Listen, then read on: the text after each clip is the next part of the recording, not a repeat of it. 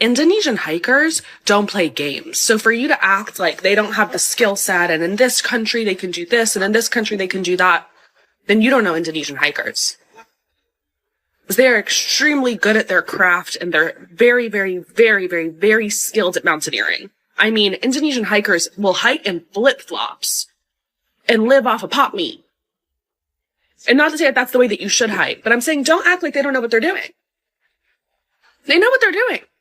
I saw that her family was they were shocked that Rinjani wasn't closed down because of their daughter's passing. And while I have so much respect for their grief and what they're probably experiencing and the shock they're going through right now, that's unfair. To close an entire mountain down because of one person's irresponsibility. That's not fair. That's people's livelihood. Beberapa waktu yang lalu, publik Indonesia dan Brazil digemparkan dengan meninggalnya traveler asal Brazil di Gunung Rinjani yang bernama Juliana.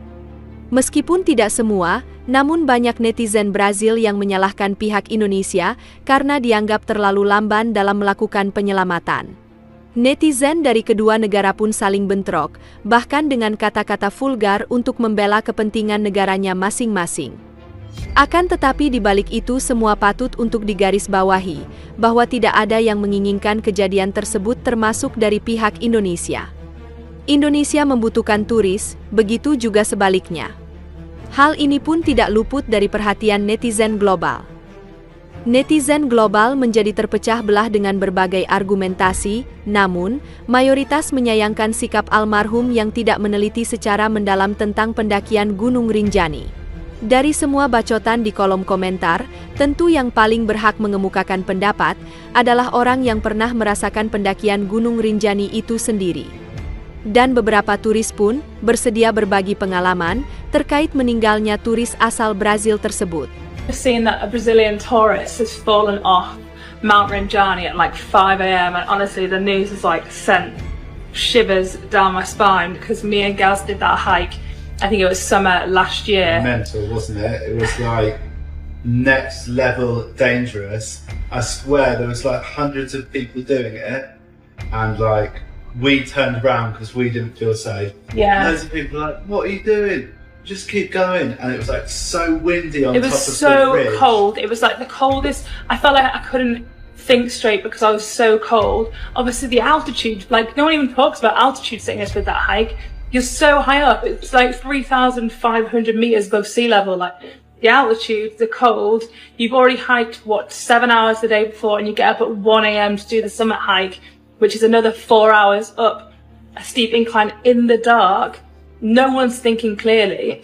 I think if you're a professional climber, you're probably listening to this and be like, oh yeah, that's normal.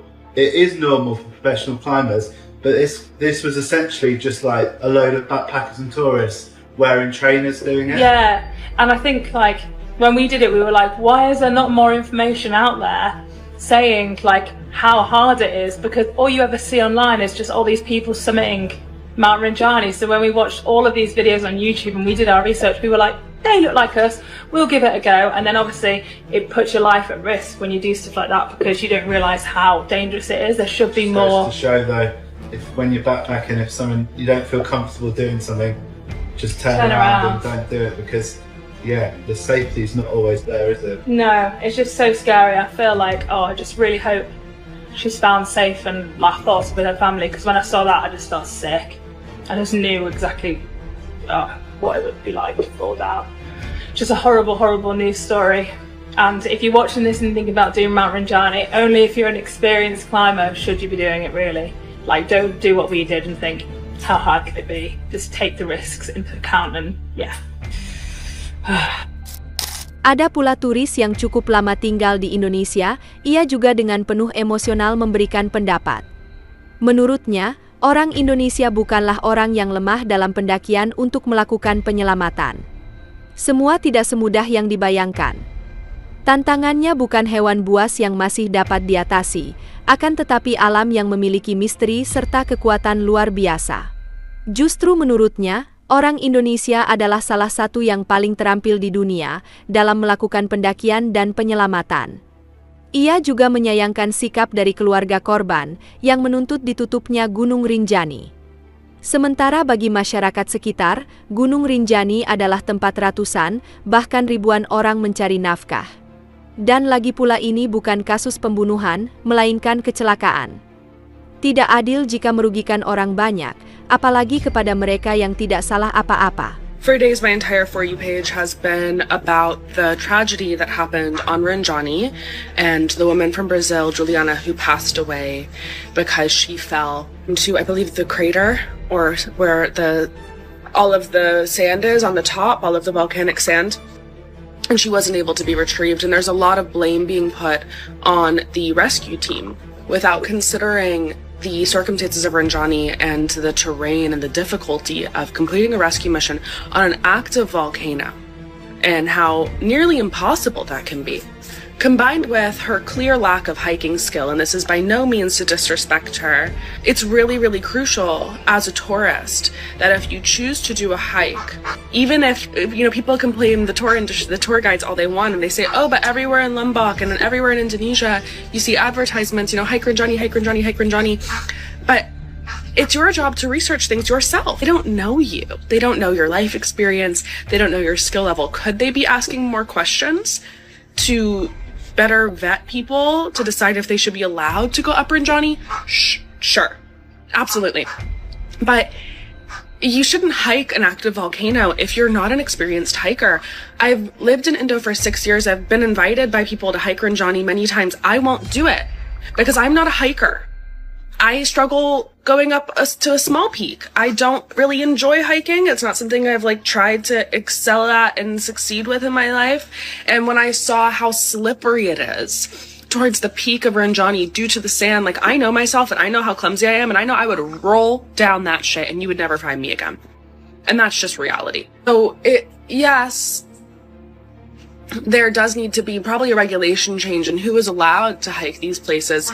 But what happened to individual responsibility for our own choices and actions, and also recognizing risk? Because most of the time, if you do any high-risk activity anywhere in the world, especially in the Western world, if that's what we're talking about, Western standards, you're going to have to sign something that says that they're not responsible for your life. You are. You are responsible for your life. And people saying, well, she was left behind and this, that. If you're choosing to hike in a group, because there's probably an option to get a private guide for a higher price point or to get a group guide, right? If you know that you are not an experienced hiker and you really want to go up Rinjani, then you should probably hire a private guide and not join a hiking group of people who probably have a pretty decent level of hiking experience and are able to complete the summit.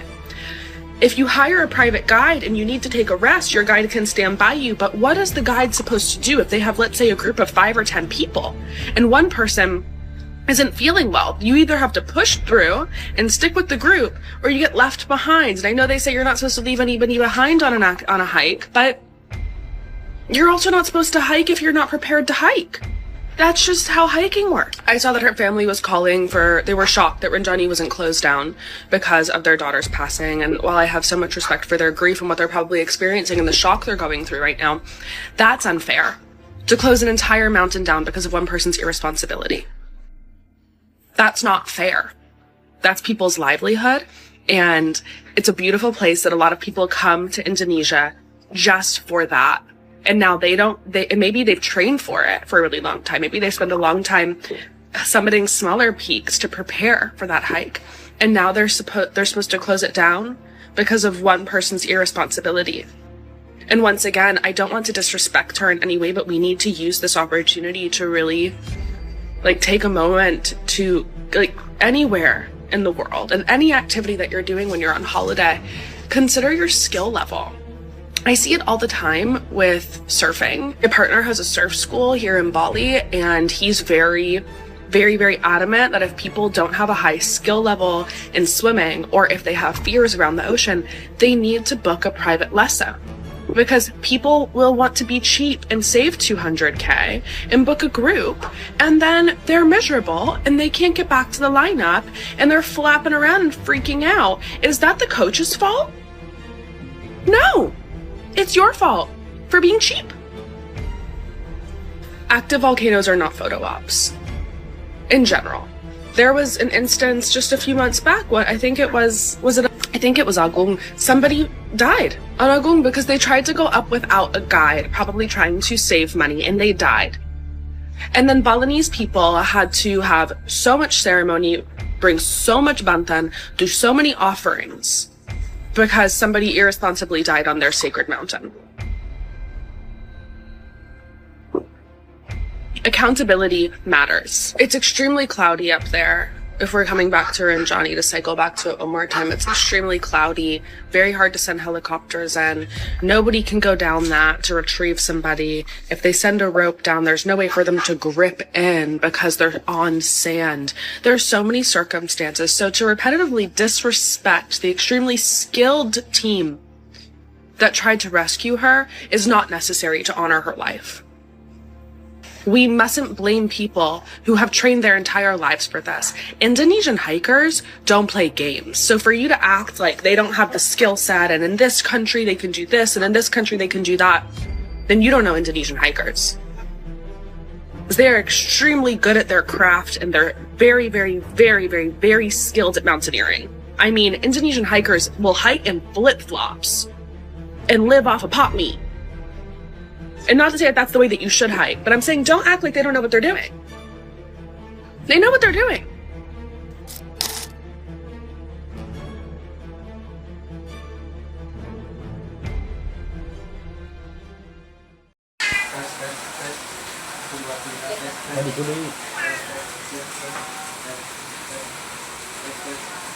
Oke.